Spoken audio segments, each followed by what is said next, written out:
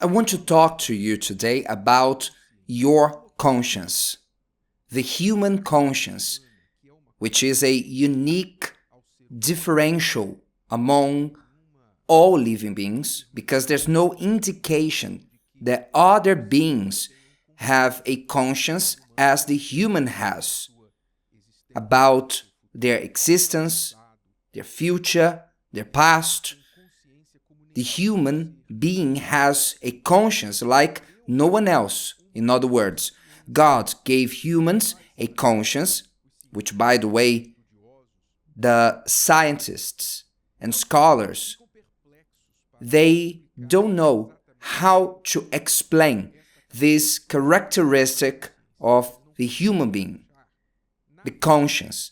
They can't find anything in the human body that they may say, here is the conscience, because conscience is something spiritual and divine within us, which goes beyond our matter. It was given to us by God, and the Bible speaks about the conscience. By the way, He speaks a lot about it. We are going to touch on certain things about conscience, but I want to focus on the famous clean conscience, because many people use this expression, my conscience is clean, even to justify wrong acts and illicit and unfair things they practice. You may meet people who claim to have a clean conscience even after stealing, killing, committing atrocities. And with no remorse, they will say, my conscience is clean.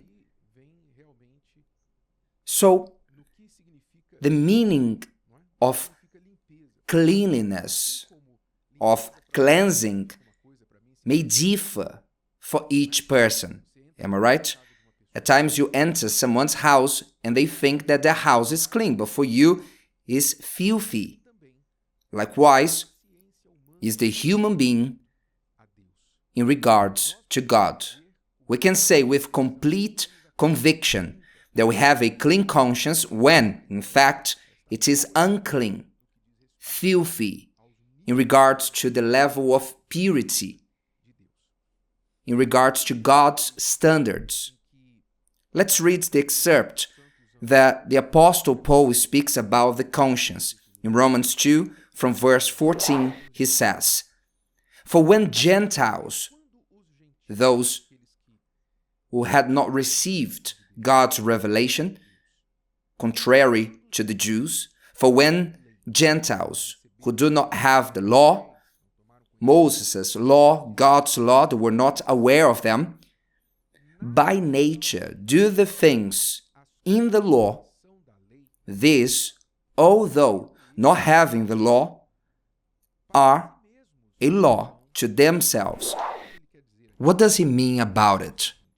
He means that God initially revealed His law to the people of Israel.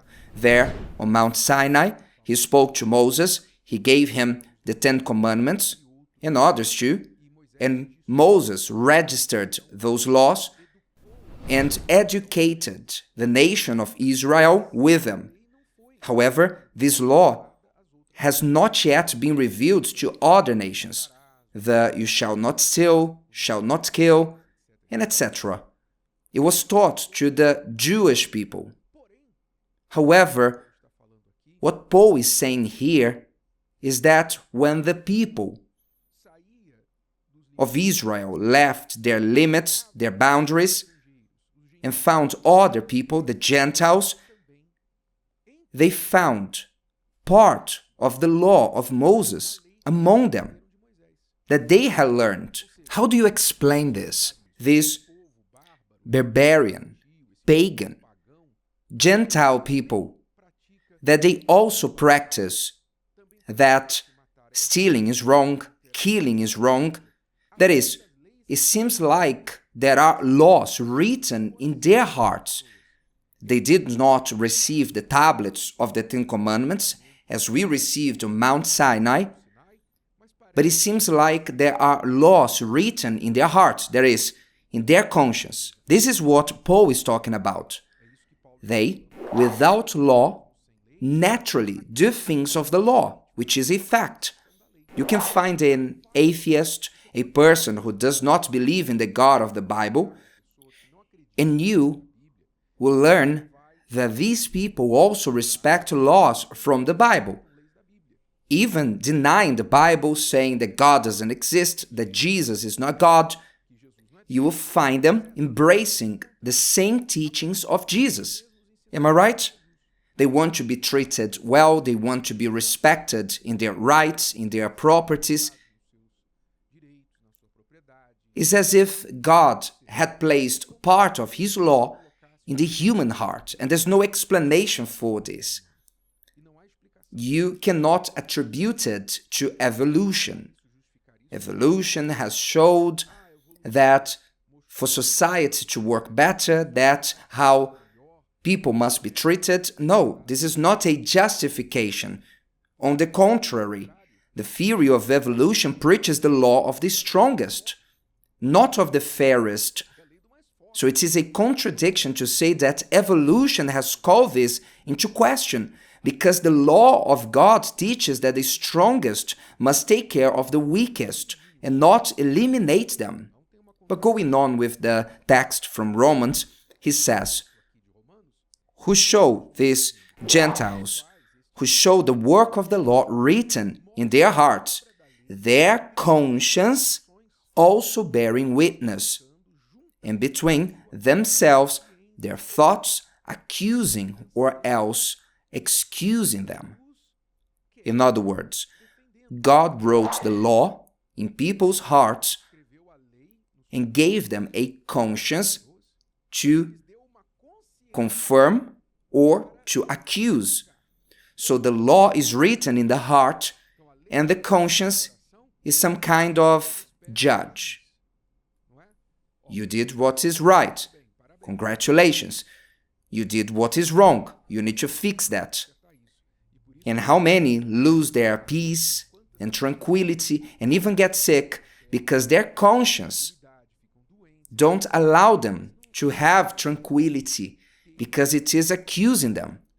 Now, it is important to note that a healthy conscience, a sound conscience, guarantees that it has not been corrupted or cauterized, because the Bible speaks of a good conscience, a clean conscience, but it also speaks of a defiled conscience, a corrupted conscience.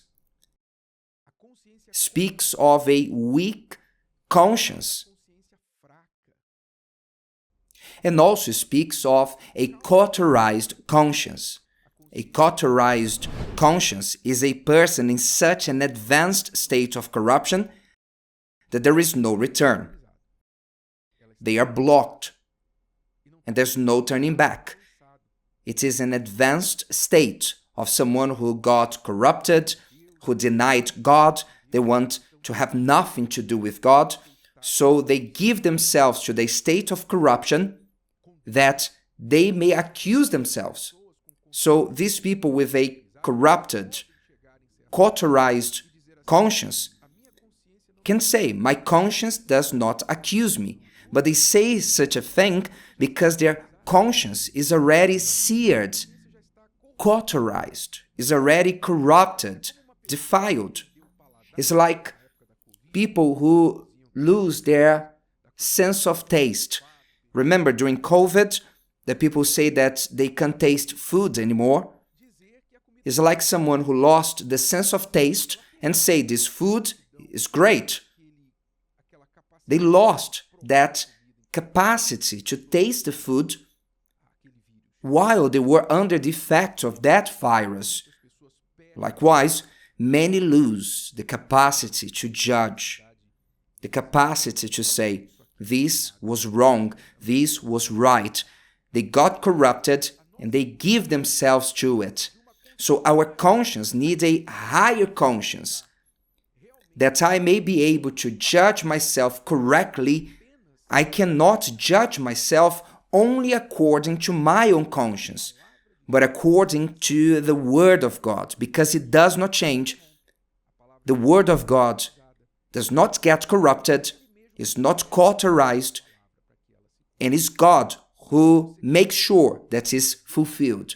So if you want a spotless conscience, you have to use the detergent of the Word of God, because only under its action can our conscience pass the cleanliness test. Otherwise, you may be in the middle of filth, thinking that everything is right.